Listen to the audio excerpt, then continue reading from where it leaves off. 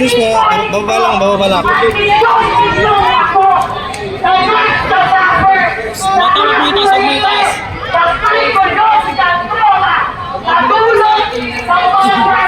Ayun o, umakit sa taas. Ayan, si John Betrimeria, nakatayo sa ibabaw ng container van.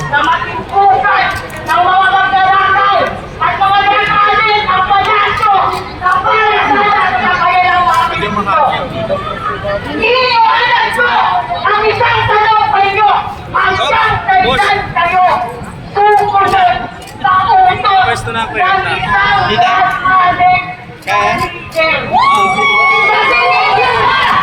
Ay, sirve! Ang kaibigan nyo! Ang pag-iinitigan ng pag-iinitigan nyo kung ang sinusunod nyo ay siponyo, mananakaw at long-term transfusion!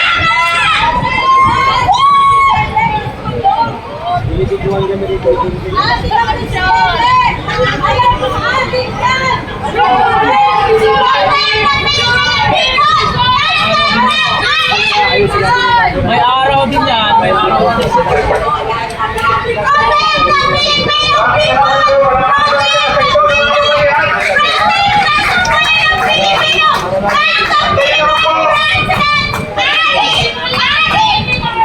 At kaya naman, bigyan po natin ang pagkakataon na makapagsalita kung hindi kayo pahayag.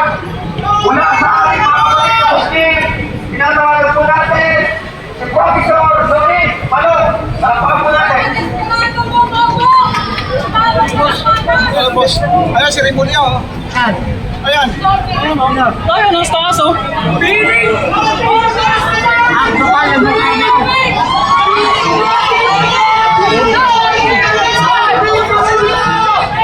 Laki naman, Rigo niya!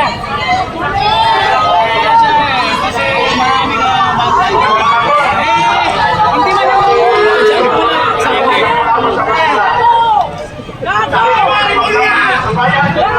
Iwan namin ang aming pamilya sa puta.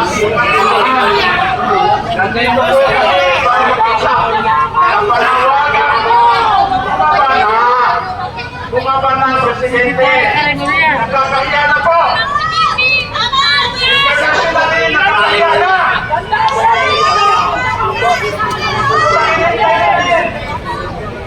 Kami sa handa kami.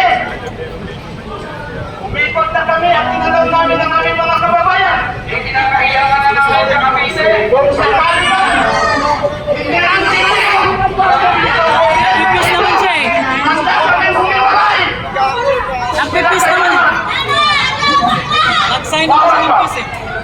Umikot po kami at tinanong namin ang aming mga kababayan. Nakapun sila isang ayos. Oo, nandito yung nandito yung asa guys. Subalit po hindi po natin pag-usapan ito. Pero na-informa na hindi tayo maghiwa-hiwalay politically, pero hindi naman territorially. Pwede po yun. Pero sana ay sinura natin ang sistema ng ating gobyerno. Lalo na sa kasalukuyan, nakakahiya na po ang sitwasyon natin. Magtasin ninyo! Magtasin ninyo! Ang dami na mabalis na mga investment. Ito yung maganda gawa ng statwa. Yung nakaganyan lang. Lumibas sa amin! Sa Davao! Matino ang gobyerno namin doon! Matino ang gobyerno namin sa Mindanao. So ito po ang mensahe mula sa mga kapatid ninyo. Tayo po ay Maraming party. sa panawagan na maging matiwasay muli ang ating bansa at maging proud tayong ipangalandanan sa mundo na tayo ay mga Pilipino. Kung tanungin ko yung mga OFW sa ating bayan, hindi sila Pilipino! Okay. Pigi ka, Rimulya! Ito tayo mga kapatid. Ito tayo mag-away. Tumingin sa kapayo ng pes. Oh, puro pes! Bumaba ka dito! Dito mo ipakita yung tapang mo! Pero kinalangin kami. Sino kami mga sa Mindanao? Mayroon kami isang salita. Sana po, panalangin natin sa Diyos na magkakaisa tayo muli at gagabayan tayo muli. Mamulat yung mga lingkod natin, mamulat sila. Ang sana po ay